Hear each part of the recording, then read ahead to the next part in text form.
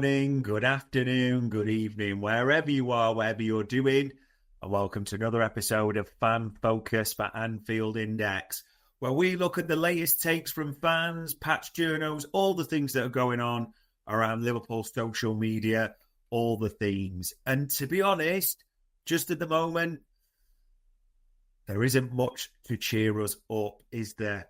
There's a fan base with different opinions, but they are pretty together. We are all in the same opinion that it just isn't good enough at the moment, and there's a lot to be concerned about for Arne Slot, FSG, Liverpool, and us at the same time as well. I'm your host, Dave Davis, coming to you from freezing outside, and we just walked the dog, and literally my ears are still defrosting. So fingers crossed, wherever you are in the world, it is a little bit nicer. But one scour over social media, different fan takes, accounts, however you want to put it, it seems it's pretty unanimous that no one's happy, not even remotely, with what went down on Saturday. And even when you look at it in terms of the half an hour of decency, it's fair to say Liverpool were probably the better team, and that's fair, but without really doing much in the first half an hour. And then from the time that first goal goes in to just get bullied, beaten at Anfield by a Sean Dyche Nottingham Forest. That felt a new low almost, didn't it? Let's have a look at some of the fan takes, and quite a few different ones, and quite a few we'll be shouting out tonight.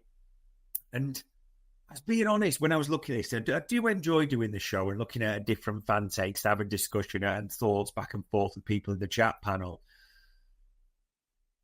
I couldn't really argue with a lot of the negatives. So I thought, can we rally round and, be positive about this? But just being factual about some of these. So you look at this first one here from Sam Maguire.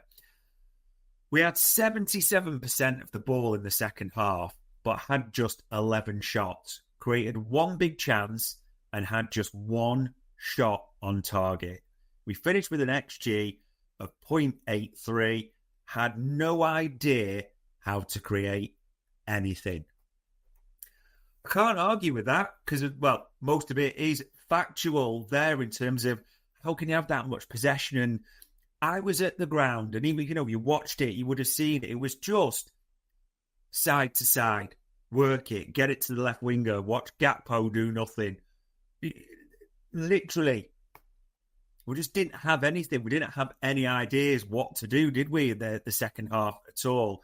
It wasn't actually, it's almost embarrassing to say, all that difficult for Nottingham Forest. And it was the standard Arne Slot, break glass and just throw on a load of attackers, which seems to look like it's no semblance of a plan at all. But that is exactly what happened. So you can't argue with that one. And you think about Anfield and everything that, it means to you, what it's meant for opposing teams and opposing fans at the same time. And shout out to Brant Barry for this one, because I can't argue against this either. The biggest strength the Liverpool manager inherits is Anfield. When they lose that edge, it typically only goes one way. Klopp during the COVID era aside. 3-0 versus Palace. 3-0 versus Forest. What happened against Man United? It's all getting very Brendan. It is a little bit, to be honest, and it has that feeling. If you think of, Arne Slot's predecessor, Jurgen Klopp, he talked about it, didn't he? And it's saying about doubters into believers. It does have that feeling, as Barry said, and almost when the first goal went in, you could hear it, the collective groan at Anfield, like, we've seen this before. We know what's happened this season. We go one down, and it's good night Vienna, isn't it? Well, that's just factual again. And it was the same feeling. It just really was, which again is pretty disastrous, isn't it? As Neil says there, felt furious at no reaction in the second half. There really wasn't, was there? There wasn't Matt Sells diving everywhere. There wasn't a rattling of sabres for everyone, because most of them were pussying out 50-50 challenges in the first place. Yeah, can't argue with that one either. I couldn't argue with this one from Taintless Red, so shout out to him for this one. And this was a little bit about after the game as well. His post-match interview, Arne Slot's, is the first time after all these awful results that Slot has finally realised the situation is very bad and he's at risk. Very belated realisation. Never had this bad a spell before in his career, and maybe thought after last season he was impervious. I actually sensed that in his post-match interview, because usually he's quite kind of got that cold swagger, as I would call it, confident, matter-of-fact style. But this one, you could tell he was a bit like, I don't know what the hell's going on here. And I think this is new. This is breaking ground in all the wrong ways for him. He's never really if you look at his managerial career, had this type of situation where he's almost been at the top. And I know people will say his last season at Feyenoord, but it wasn't really the same situation. It's really overcoming that adversity, as we know Jurgen Klopp could do time and time again. Slot doesn't really have that on his CV, to be honest. And your big questions if he can do it in this one as well. Can't argue with that take either.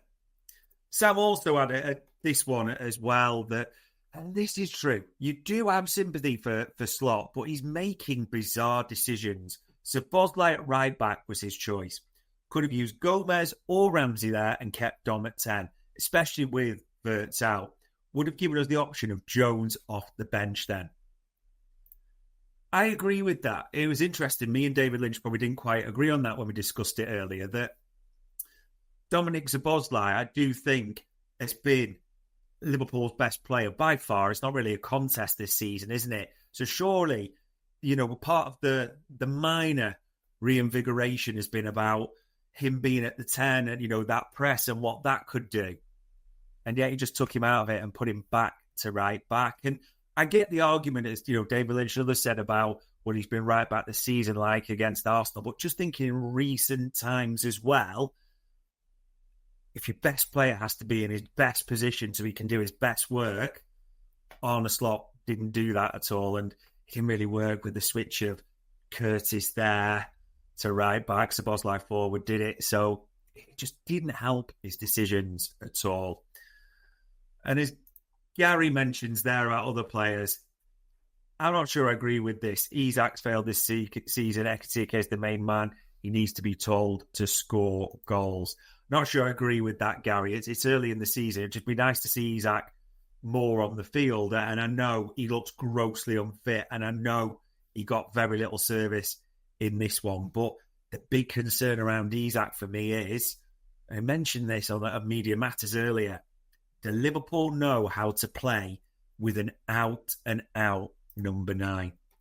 All the best minutes from last season or the recent times we've seen her, if you think back to last campaign, Diaz was almost a false 9 in the middle. That was the most successful. There was quite often times where he couldn't integrate Núñez, into the team, and often he did his best work working hard and dropping deep, isn't it?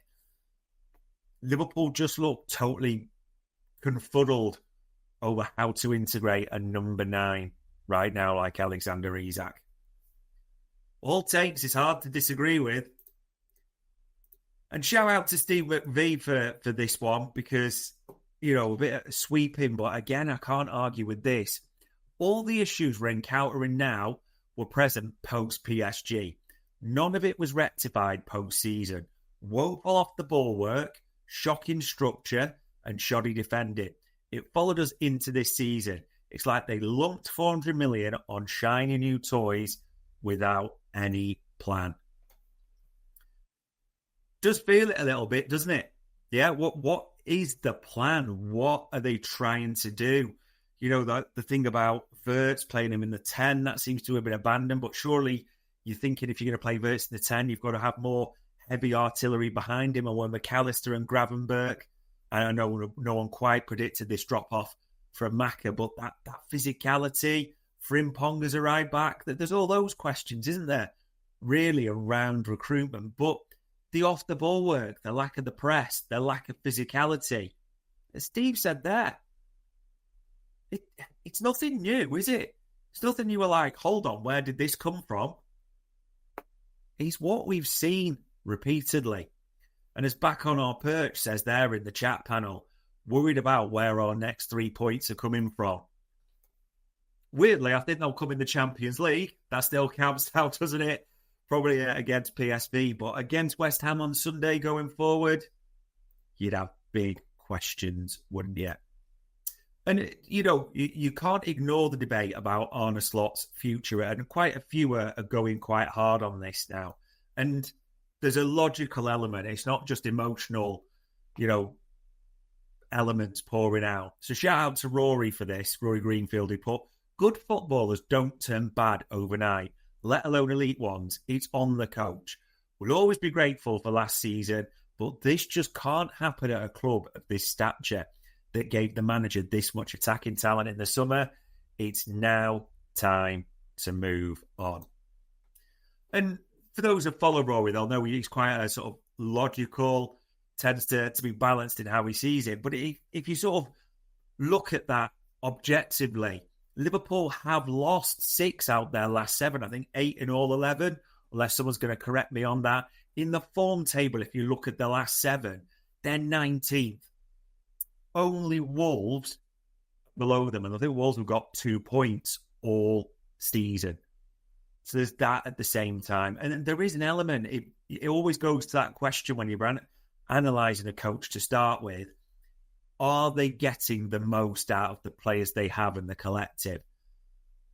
And I don't think Arne Slot is getting anywhere near that at all at the moment. So that is the big worry. East. A lot you can't really argue with right now, isn't there? Now, shout out to my Irish presidential candidate, Trev Downey, because I thought he had a very good tweet, because I've seen extremes and other fan accounts talking about people are going too gung-ho on this or, too emotional. So I thought this was a great tweet from Trev. I've no appetite for sacking a fella who's won the league precisely because he is a good manager. I've zero problem with people who do want change. There's a valid argument for it. Sanctimonious, back the manager. We are Liverpool stuff. It's just ostrich behaviour at this stage. I couldn't agree with what Trev said more there.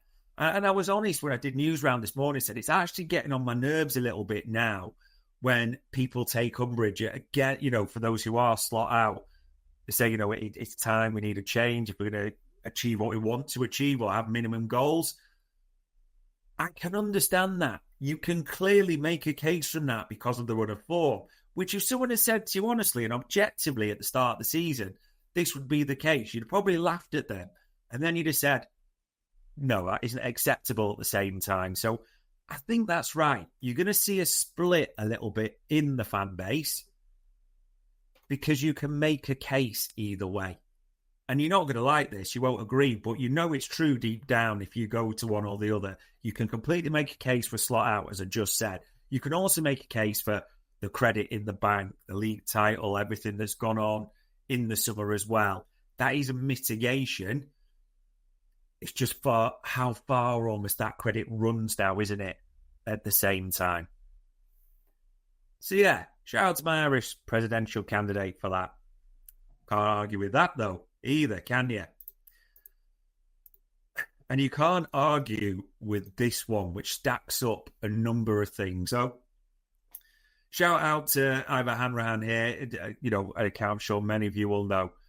Starting a blatantly unfit Isak over an informed, confident Ekatike, shoehorning our best, most influential player in at right back again, persisting with the appalling Canate, reluctant to give Chiesa any opportunity ahead of the ineffective Salah.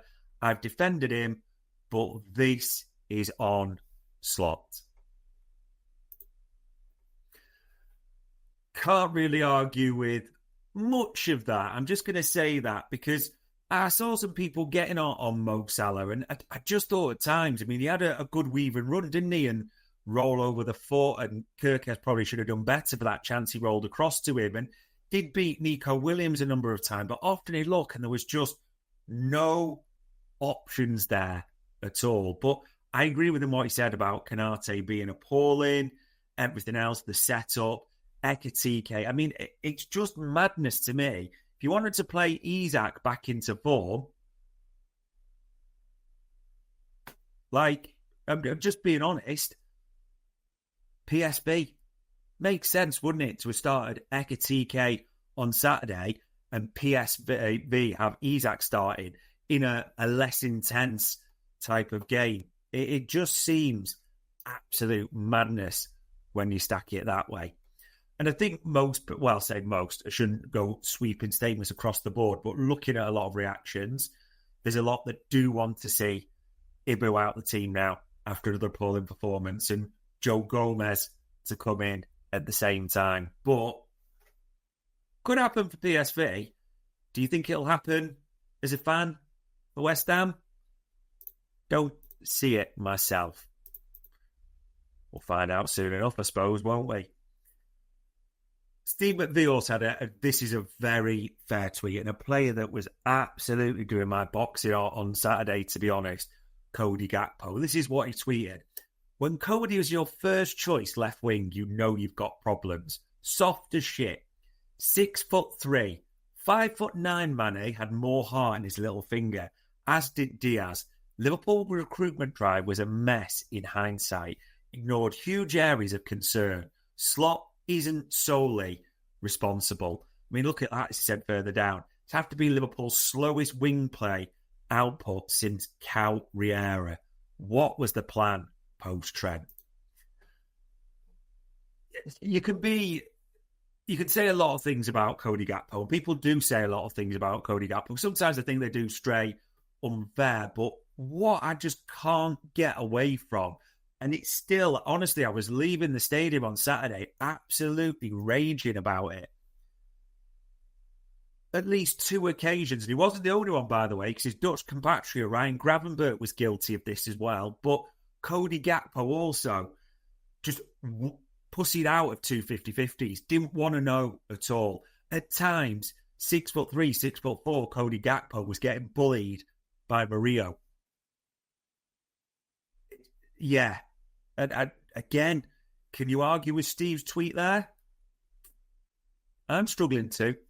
It's all stacking up when you put, the things on the table. And a few more on this fan bit as well, because, again, it's so factual. Rory put, I always say balance is the key, and the summer transfer window was weighed heavily in attack without much consideration how the ball would actually get there. However, with the talent we signed and the players already established, the manager simply has to get far more out this side. Agree with that as well. That, with Trent leaving, you still like, what did that see, or how do they think they were going to progress the ball, particularly the defensive element? Gay not arriving, all that goes into the mix. Again, it's just nigh on impossible to deal with or argue against, isn't it? So there you go. Those are the best takes, I would say, of the fan fallout. You probably haven't got any transcriptions for best, but it is hard to argue against any of them when you stack it up.